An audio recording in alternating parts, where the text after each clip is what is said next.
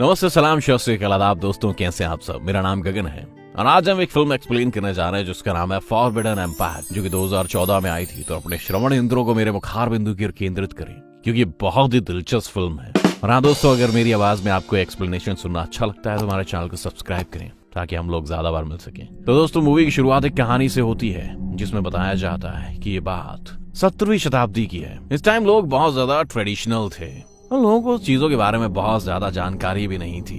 इस वक्त ना तो नक्शे बनाए जाते थे और ना ही देशों की कोई सीमाएं थी। दोस्तों, अभी एक फैंटेसी मूवी है तो दोस्तों इसमें एक इविल गॉड के बारे में बताया जाता है जो कि काफी खतरनाक था। कोई भी उसकी आंखों में देखने की जरूरत नहीं कर सकता था क्योंकि जो भी देखता था वो मर जाता था। उस टाइम यहाँ की जवान लड़कियां फूल पत्ती वाली प्लेट में मोमबत्तियां जलाकर पानी में बहा दिया करती थी। उनका मानना ये था कि उनकी शादी उसी से होगी जिससे वो प्लेट मिलेगी।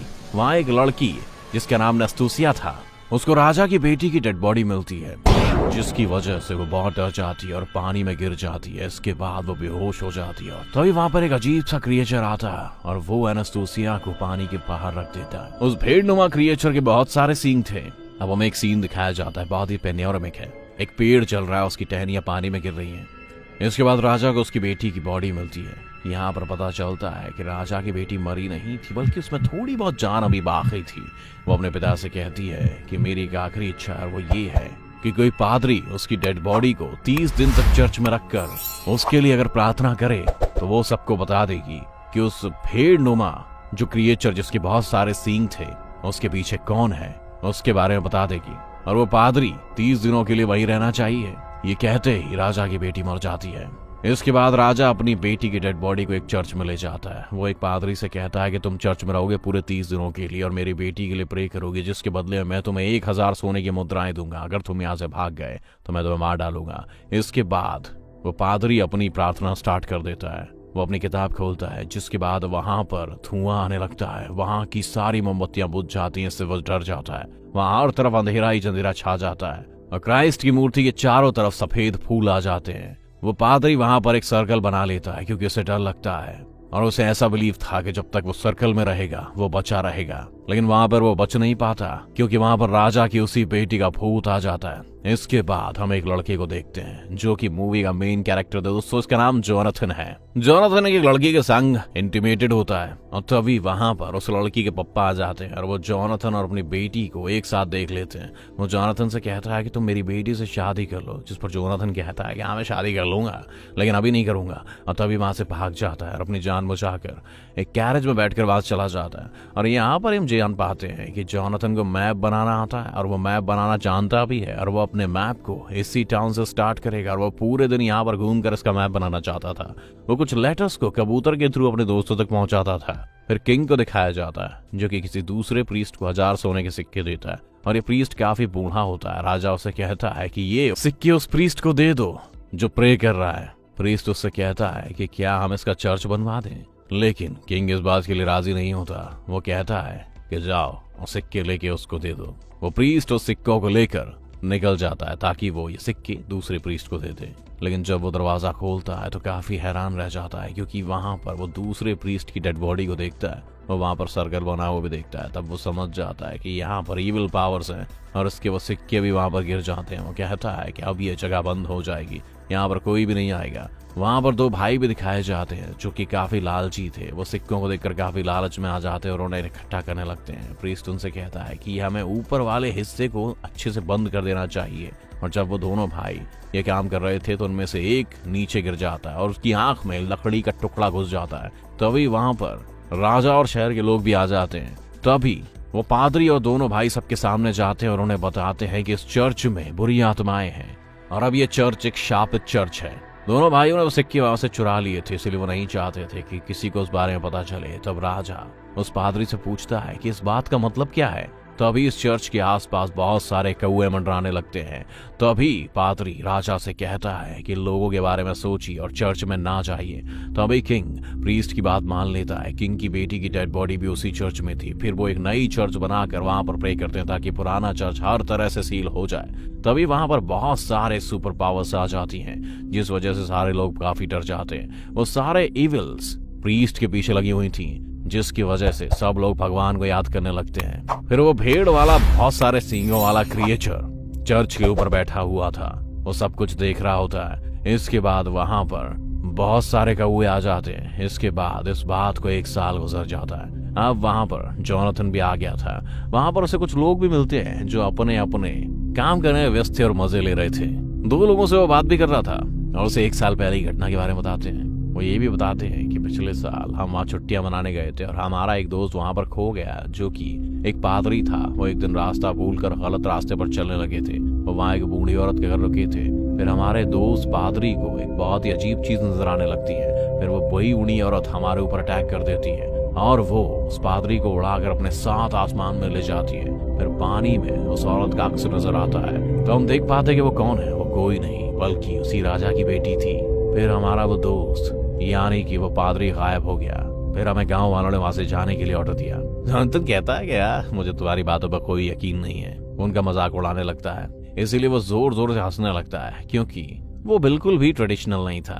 वो कहता था कि मैं विज्ञान में यकीन रखता हूँ। फिर जोनाथन जो बाहर निकलता है तो उसके घोड़े अपने आप से चलने लग जाते हैं। तब जोनाथन उनके पीछे भागता है और जल्दी से कैरेज में चढ़ जाता है। वो देखता है कि वहां पर अजीब से जानवर उसका पीछा कर रहे हैं। फिर वो अपने घोड़ों को भगाने लगता है, लेकिन इसी दौरान उसके कैरेज में आग लग जाती है।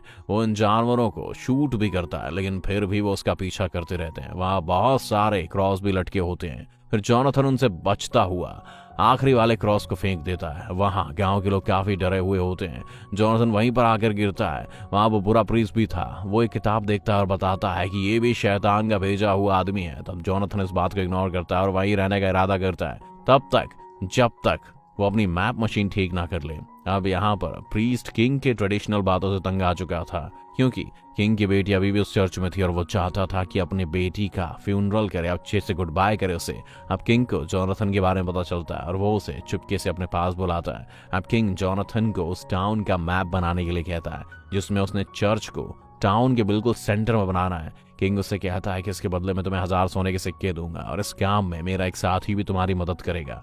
तब किंग उसे एक काम छुप कर करने के लिए कहता है, लेकिन प्रीस्ट को ये बात पता चल जाती है और वो उन्हीं 2 भाइयों को बुला लेता है।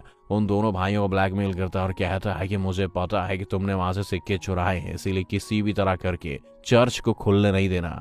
फिर ये दोनों भाई जोनाथन के पास जाते हैं और उन्हें अपनी अपनी स्टोरी सुनाते हैं। एक भाई कहता है कि मैंने देखा था कि किंग की बेटी दोबारा जिंदा हो गई और उसके पीछे बहुत सारी झाड़ियां भी थी और वो उस पादरी को बहुत मारती है जो उसके लिए प्रे कर रहा था। वो पूरे चर्च को भी झाड़ियों में बदल देती है। और फिर दूसरा भाई कहता है कि वो प्रीस्ट भी किंग की बेटी को मार देता है और जिस कॉफिन में किंग की बेटी की डेड बॉडी थी वो हवा में उड़ने लगती है। फिर वो प्रीस्ट उस कॉफिन को कुल्हाड़ी से काटने लगता है, जिसकी वजह से उस कॉफिन से खून निकलने लगता है। वो प्रीस्ट काफी कोशिश करने के बाद ही वो किंग की बेटी को मार पाता है और उसके बाद वो खुद भी मर जाता है। अब जोनाथन उनकी किसी बात पर घंटा यकीन नहीं कर रहा था, क्योंकि उसे लग रहा था कि science is best, all is fiction. ये दोनों तो दारू पी के कुछ भी बकवास करे जा रहे हैं। और तभी जोनाथन को उनके चेहरे नजर आते हैं और वो एकदम से जानवर में तब्दील होने लगते हैं और अब उसे राजा की बेटी की रूह भी वहां नजर आती है, जिसकी वजह से वो डर जाता है। और अब वो इस सब पर यकीन कर रहा था। वो अपने चारों तरफ एक घेरा बना लेता है। वहां एक बाल्टी भी गिरती है जिसमें बहुत सारा तेल था, जिससे वहां पर आग लग जाती है।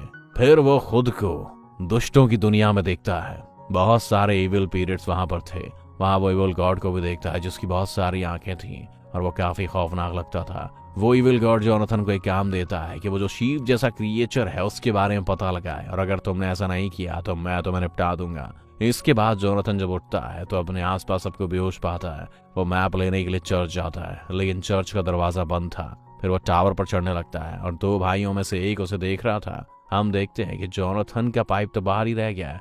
अब यह दिखाया जाता है कि दूसरा भाई जमीन में कुछ सिक्के दबा रहा था। उधर जोनाथन का बैग गायब हो गया था। वो देखता है नीचे और समझता है कि शायद वो बैग चर्च के अंदर गिर गया है, इसीलिए वो उसे देखने लगता है। लेकिन चर्च में क्रॉस लटक रहा था जो जोनाथन को एकदम से लगने ही वाला था। उससे बचने के लिए जोनाथन पीछे हटता है और तभी जोनाथन का बैलेंस बिगड़ जाता है, वो नीचे गिर जाता है और उसके साथ उस किंग का वो साथी भी था। और जब वो देखता है तो समझदारी दिखाते हुए जोनाथन को वो बचा लेता है। अब जोनाथन चर्च में जाने की काफी कोशिश करता है, लेकिन उसका वो साथी उसे जाने नहीं देता। थोड़ी देर बाद वो दूसरा भाई सिक्के लेने के लिए वहां पर आता है, लेकिन वो सिक्के वहां पर नहीं थे, बल्कि जोनाथन का पाइप वहां पर था। इसीलिए उसे अपने भाई पर शक होता है। फिर वो बूढ़ा प्रीस्ट अपने भाई की मदद से किंग के साथी को किडनैप कर लेता है। वो लोग उसे टॉर्चर करते हैं, उससे पूछते बताओ सच्चाई क्या है। तो किंग का वो साथी काफी डर जाता है और सारी बात बताने के लिए राजी हो जाता है। इसके बाद वो किंग के साथी को छोड़ देते हैं। यहाँ पर किंग के साथी को पता चल चुका था कि वो लोग जोनाथन और उसे मारना चाहते हैं, इसीलिए वो जल्दी से भागकर जोनाथन के पास आ जाता है। वो जोनाथन से कहता है कि हमें भागना होगा। इसके बाद किंग का वो साथी अपने फ्रेंड के पास जाता है और उसकी फ्रेंड कोई और नहीं बल्कि वही नस्तूसिया ही थी। किंग का वो साथी नस्तूसिया को उसके साथ चलने के लिए कहता है। नस्तूसिया आज भी वैसी ही थी जैसी 1 साल पहले थी और वो किंग के साथी के साथ चलने के लिए एग्री हो जाती है। और फिर वो बुरा प्रीस्ट गांव के सभी लोगों को किंग के अगेंस्ट कर देता है। जब किंग का साथी भागने की तैयारी कर रहा था तो नस्तूसिया वहां से गायब हो जाती है और जब वो नस्तूसिया को जेल के पास जाते हुए देखता है तो वो उसका पीछा करता है, लेकिन रास्ते में उसे वही खतरनाक भेड़ वाला बहुत सारे सींगों वाला क्रिएचर दिखाई देता है, इसलिए वो आगे नहीं जाता और वापस आ जाता है। उधर दोनों भाई सोने के सिक्कों की वजह से लड़ रहे थे। नस्तूसिया भी वहां पर आ जाती है और वो ये सब कुछ देख लेती है। इतनी देर में गांव वाले भी वहां पर आ जाते हैं और जब वो गांव वालों को देखता है तो वो चाकू नस्तूसिया को पकड़ा देता है और ऐसी एक्टिंग करता है जैसे नस्तूसिया ने उसके भाई को मारा है और अब वो उसे भी मारना चाह रही है। गांव वाले उसकी बात का यकीन करते थे, इसीलिए वो नस्तूसिया को पकड़ लेते हैं क्योंकि उनको लग रहा था कि नस्तूसिया में बुरी आत्माएं हैं। जोनाथन और राजा का वो साथी भाग रहे थे, लेकिन तभी वो झील में गिर जाते हैं और तभी वो जोनाथन को उस बैग से खींचता है जो कि चर्च में गुम हो गया था, यानी कि उसका अपना ही था और जोनाथन को उसका बैग मिल चुका था। वहां उसे शीप जैसे क्रिएचर की स्किन भी मिलती है। इसके बाद वो राजा के पास जाता है और कहता है कि मैं जानता हूं कि आपने मुझे एक मैप बनाने का काम नहीं दिया है, बल्कि आप ये चाहते हैं कि मैं आपकी बेटी की केयर करूं और साथ ये भी पता करूं कि चर्च में उनके साथ क्या हुआ था। किंग कहता है हाँ ये बिल्कुल सच है। साथ साथ वो जोनाथन से रिक्वेस्ट भी करता है कि प्लीज तुम ये कर दो, तुम ये कर सकते हो क्योंकि तुम्हारे पास बहुत सारी नॉलेज है। इस बात के लिए जोनाथन मान जाता है। फिर वो टाउन वाले नस्तूसिया को सजा देने लगते हैं और उसे मारने का तय करते हैं, लेकिन तभी वहां पर राजा आकर उन्हें ऐसा करने से मना करने का आदेश देता है। लेकिन गांव वाले नहीं मानते क्योंकि वो उस पादरी पर बहुत यकीन रखते थे, इसीलिए वो राजा के सर पर उसे मारकर उसे बेहोश कर देते हैं। वो जोनाथन को कैद करके एक जगह पर ले आते हैं जहां पर नस्तूसिया भी थी और यहाँ पर जोनाथन को पता चलता है कि नस्तूसिया वो शीप जैसे क्रिएचर को जानती है क्योंकि वो रोज उसे खाना देती थी और वो झील पर भी इसी वजह से ही आई थी। तब जोनाथन को वहां पर अपना मैप भी मिल जाता है जिसे उसने बहुत मेहनत करके बनाया था। इसके बाद जोनाथन प्रीस्ट का प्लान सुन लेता है और वो प्लान ये था कि राजा को मार दिया जाए क्योंकि जो भाई जिंदा रह गया था वो राजा बनना चाहता था, तो इसीलिए वो पादरी की मदद करता है। इसके बाद वो लोग नस्तूसिया को कैद से निकाल के ले जाते हैं। इसके बाद वहां पर एक आदमी जोनाथन को बचा लेता है। इसके बाद वो आदमी जोनाथन को एक घोड़े पर बिठा देता है। जोनाथन आगे बढ़ता है और वो किंग के साथी को देखता है जो कि उसके साथ ही था। किंग का वो साथी प्रीस्ट के घर को आग लगा देता है। फिर हमें प्रीस्ट और टाउन के लोग दिखाए जाते हैं जो कि नस्तूसिया को एक बोट पर बांध देते हैं। प्रीस्ट सबको कहता है कि अगर नस्तूसिया झील के पानी में डूब गई तो वो सच में कोई विल स्पिरिट थी, अगर वो नहीं डूबी तो इसका मतलब ये है कि वो बिल्कुल ठीक है। प्रीस्ट उस बोट में बहुत सारे पत्थर डालकर उसे हैवी बना देता है, साथ ही वह बोट में एक होल भी कर देता है ताकि पानी अंदर आने की वजह से बोट डूब जाए। किंग के साथी पर क्रॉस गिरने लगा था, लेकिन जोनाथन उसे आकर बचा लेता है और उसे बताता है कि वह शीप जैसा क्रिएचर कोई इंसान नहीं है और हमें किसी भी तरह करके इस दुनिया को बचाना है। उधर नस्तूसिया की बोट को पानी में भेज दिया जाता है तो अभी लोगों की नजर एक पेड़ पर पड़ती है जिस पर वही शीप जैसा क्रिएचर आने लगता है। ये देखकर गांव वाले उसकी तरफ भागने लगते हैं। प्रीस्ट उन्हें रोकने की काफी कोशिश करता है लेकिन वो उन्हें नहीं रुक पाता।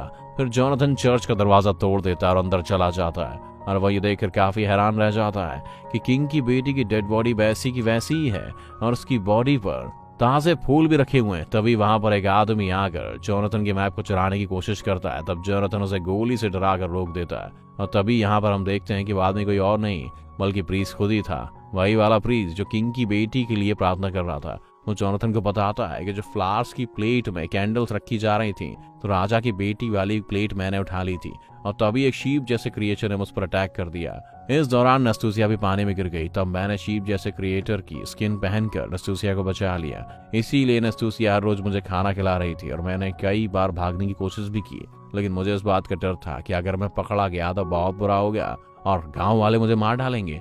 और मैंने उन दोनों भाइयों के सिक्के चुराए थे, उन्होंने आपस में लड़वाया भी था। वो बताता है कि चर्च में मुझे 3 दिन गुजर गए थे लेकिन फिर मुझ पर किसी ने अटैक कर दिया। तब जॉनथन उससे पूछता है कि किसने अटैक किया था, तो वो जॉनथन के पीछे इशारा करता है और वहां पर कोई और नहीं बल्कि वो बुरा प्रीस्ट ही था जो कि जॉनथन पर अटैक करके उसे बेहोश कर देता है। और ये था वो प्रीस्ट जिसने दूसरे प्रीस्ट पर अटैक किया था।